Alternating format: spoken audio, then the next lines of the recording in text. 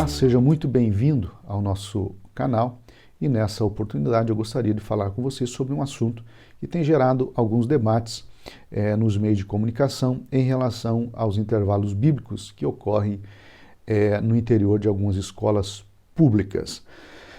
No site de notícias Conexão Política, nós temos uma matéria cujo título diz o seguinte: intervalos bíblicos em escolas entram na mira do Ministério Público após denúncia de sindicato. Então, diz aqui que encontros evangélicos em unidade de ensino passaram a ser alvo de investigação. O sindicato quer supervisão, identificação e listagem de quais redes estão permitindo a prática.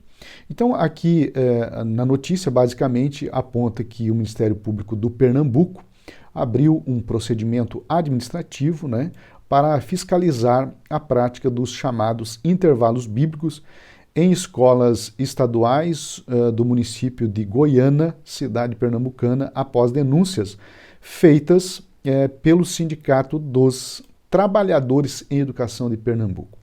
Então, observe que a denúncia, ela parte do Sindicato dos Trabalhadores em Educação. Ela não parte de pais, ela não parte da comunidade, Ela parte do sindicato. Então, esse é o primeiro problema. E, de acordo com a Conexão Política, o sindicato relatou que algumas instituições de ensino têm permitido a realização de cultos evangélicos durante o horário escolar sem a participação de outras religiões ou supervisão adequada. Ora, as outras religiões, qualquer religião que desejar fazer um culto, fazer uma reunião, também deveriam ter o seu direito preservado e poderiam fazer, a meu ver, sem problema algum.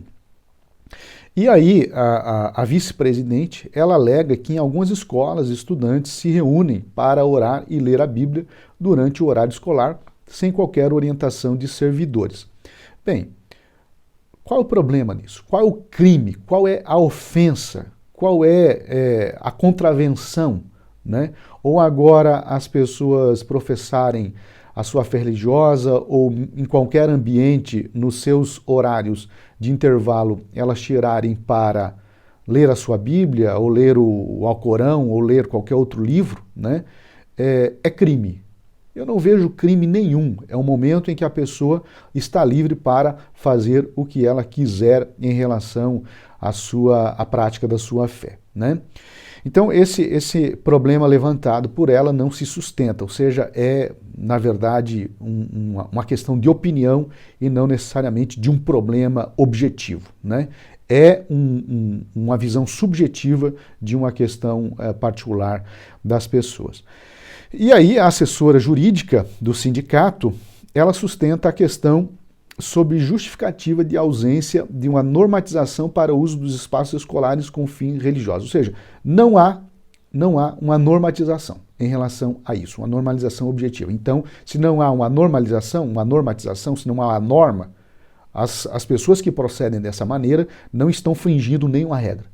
Então, esse já é o primeiro problema. Então, primeiro se cria uma norma e depois você vai discutir se essa norma está sendo cumprida ou não. A norma não existe, E aí, o que me chama a atenção, e esse é o ponto central do vídeo, é que a assessora jurídica defende, uma garantia de que as instituições de ensino mantenham a laicidade prevista pela Constituição para evitar a predominância de uma única crença dentro do ambiente escolar. Bem, a questão aqui em relação à laicidade do Estado, nós vamos falar isso mais especificamente, para evitar a predominância de uma única crença dentro do ambiente escolar. Observe que aqui esse intervalo bíblico não é uma iniciativa da instituição de ensino, é uma iniciativa dos alunos. Portanto, em nenhum momento a laicidade do Estado ela está sendo comprometida. Esse é o primeiro ponto. Estaria sendo comprometido se a prática do intervalo bíblico ou do culto evangélico fosse alguma coisa imposta pela direção da escola, pela coordenação, pelos professores. Não é. Então o corpo docente, o corpo administrativo da escola não tem nada a ver com essa questão. Ou seja, simplesmente estão dando liberdade para que os alunos manifestem a sua fé religiosa. Não existe aqui nenhum agravo em relação à laicidade do Estado, certo? Esse é o primeiro ponto. O segundo, que não deve ser permitido o intervalo bíblico, ou seja, a liberdade dos alunos de sentarem em grupo, seja na sala de aula, mas no intervalo, sentarem em grupo, estudar, lerem um texto bíblico e fazer uma oração. Em nenhum momento isso vai exercer uma predominância de uma única crença dentro do ambiente escolar. Isso é um argumento completamente descabido. Por quê? Porque os alunos não estão impondo a sua crença aos demais. Os alunos estão apenas vivenciando a sua fé no momento em que eles estão livres para fazerem o que eles quiserem. Ora, nesse momento, alguns alunos tiram lá para, como a gente sabe, fumar uma maconha, muitas vezes consumir bebida alcoólica, inclusive dentro de instituições públicas, né? E outras coisas mais que eu não vou relatar aqui, porque eu fui professor de escola pública. E eu sei também o que acontece muitas vezes no intervalo, né, no recreio. Eu sei o que acontece, tá? Já vi situações de alunos usarem o banheiro da escola para a prática sexual. Então, essas coisas acontecem no interior da escola. Isso sim deve ser condenado, deve ser tomado providências. Agora, alunos pegarem uma Bíblia, sentarem num banco, lerem uma passagem bíblica e fazer uma oração, isso deve ser proibido? De onde que isso é predominância de uma única crença dentro do ambiente escolar? Isso é liberdade de expressão, é liberdade religiosa. Nós falamos tanto em liberdade religiosa e tolerância, etc. e tal, no espaço escolar, mas o sindicato está sendo intolerante para com aqueles que professam uma determinada fé.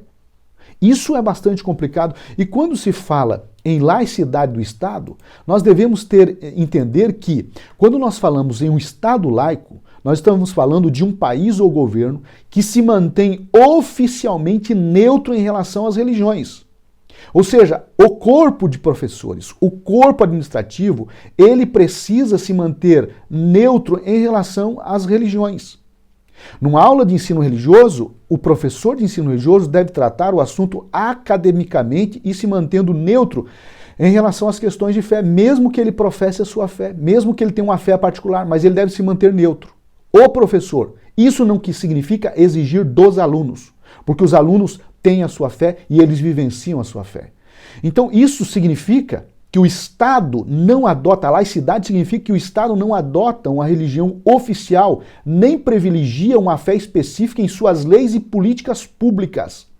Em um Estado laico, a liberdade de crença é garantida a todos os cidadãos e o governo não interfere em assuntos religiosos, nem permite que religiões influenciem diretamente a política ou a legislação. Ou seja, o governo não deve interferir em assuntos religiosos, na fé dos alunos, na prática da fé dos alunos. Essa interferência, ela é inconstitucional, ela é criminosa, ela é leviana. A separação entre o Estado e a religião tem como objetivo garantir igualdade de tratamento para todas as crenças e também para os que optam por não ter uma religião. Um exemplo clássico de Estado laico é o Brasil, conforme estabelecido na Constituição de 1988, que assegura a liberdade de culto e proíbe o envolvimento do governo em assuntos religiosos. Isso que o sindicato está fazendo, o Ministério Público está fazendo, é uma intromissão em assuntos religiosos, ou seja, na vida particular dos indivíduos. O espaço público é um espaço que não deve ser jamais predominantemente ateu, agnóstico ou de qualquer outra religião. O Estado laico implica em afirmar, em entender, em defender que o espaço público é um espaço de manifestação de qualquer religião.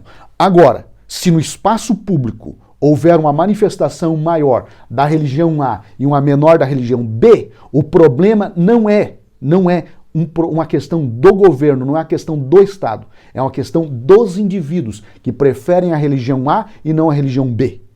E esses indivíduos devem ter os seus direitos garantidos de manifestar as suas crenças religiosas nesses espaços públicos. O que eu vejo com essa situação desse sindicato e do Ministério Público é uma perseguição em relação aos evangélicos.